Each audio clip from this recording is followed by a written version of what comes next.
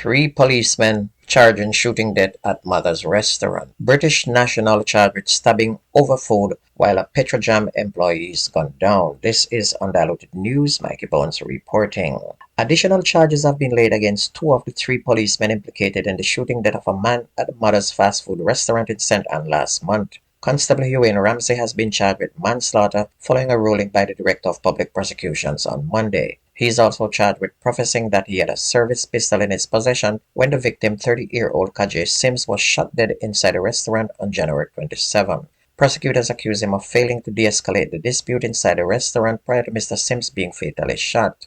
The second constable, Marcelo Carr, has been slapped with additional charges of fraudulent use of a license plate and attempting to pervert the course of justice, and prosecutors accuse him of removing and hiding the license plates of the getaway vehicle from the site of the shooting. 8 men were charged following the fatal shooting of Sims during a brawl involving two groups of men at a fast food restaurant.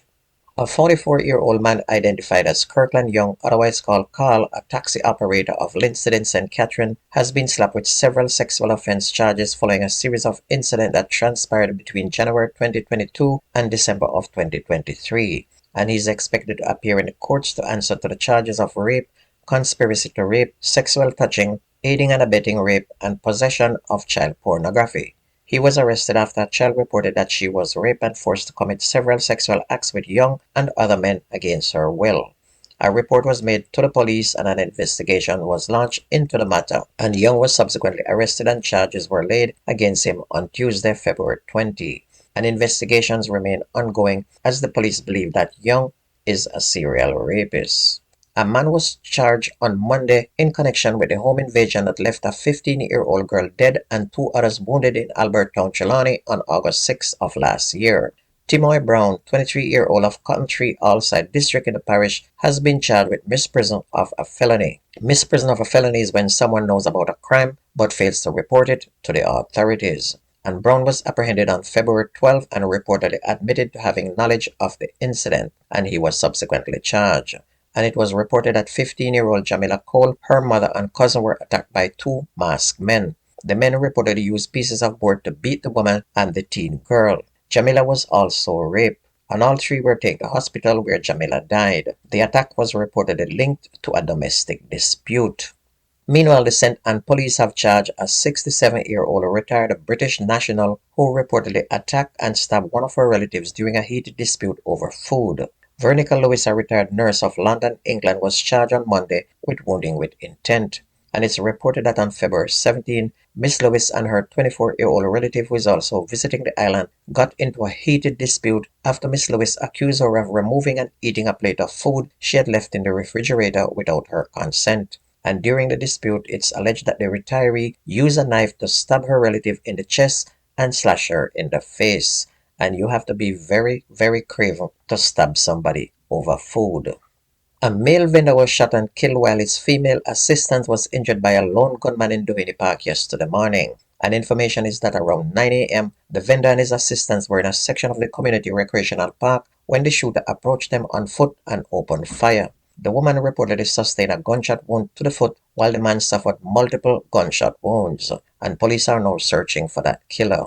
A man was reportedly gunned down in his yard on 7th Street in Greenwich Farm in Kingston yesterday as well. He has been identified as 45-year-old Steve Facey, an employee at Petrojam Limited. Reports are that Facey was entering his yard when he was attacked by gunmen and shot multiple times. He was rushed to hospital where he died while undergoing treatment. And his sister said that she believes Facey was targeted by the assailants. She described her brother as someone who loved work and was very caring and concerned about his entire family. Burn victim Alicia King's ex-husband, the man wanted in connection with the early morning attack that left her battling for life, has been arrested. King, who recently turned 18 years old and returned to Jamaica after receiving treatment in the US, was severely burned while she slept last August. Her ex-boyfriend Antoine Gray has been on the run since, and Gray was wanted by the police for arson, attempted murder, and assault occasioning grievous bodily harm. And he was apprehended on Wednesday afternoon in Central Village, St. Catherine, just hours after the police released his image as being one of the most wanted. On to sports, we start with football. Former champions Granville United book a spot in the semi-finals of the St. James Football Association Sandals Resort International Major League after beating Greenpond 2-0 in Zone A return game at Greenpond High School on Saturday.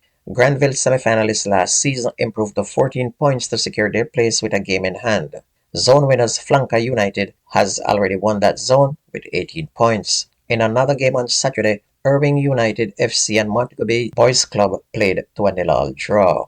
On to cricket in the Inter-Secondary School Sports Association Headley Cup cricket competition at Port Esquivel on Monday. Taki High School piled up 303 for 3 declared after winning the toss, with Marlon Williams stroking an unbeaten 113. Tyson Gordon was run out for 67, while Tavon Williams made 56 not out. Well, this is not a joke. It actually happened when batting 3 men short, Tatius Golding High School were dismissed for 4 runs in 3 overs and 4 balls. I repeat, the team was dismissed for only 4 runs. One player, Michael Patterson, hit a boundary for Tatius Golding's only run.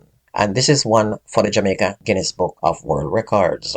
On to track and field, retaining both the boys and girls title at the County of Cornwall Athletics Association Western Championship last weekend is a step in the right direction, says Dwayne Jarrett, the first-year head coach at St. Elizabeth Technical High School. After trailing on the first day, which is held at Cornwall College, Stets amassed 338.5 points, which is 76 more than Cornwall College 262.5. First day leader Monroe College were third with 259. William Knibb 255.5, Herbert Morrison Technical 176 round out the top 5 for the boys. Stets, who led the girls section from the first day, amassed 364.17 points, more than their 357.5 last year. Mount Anverna, meantime, was second with 252.33 points, exchanging places with Petersfield High, who had 174.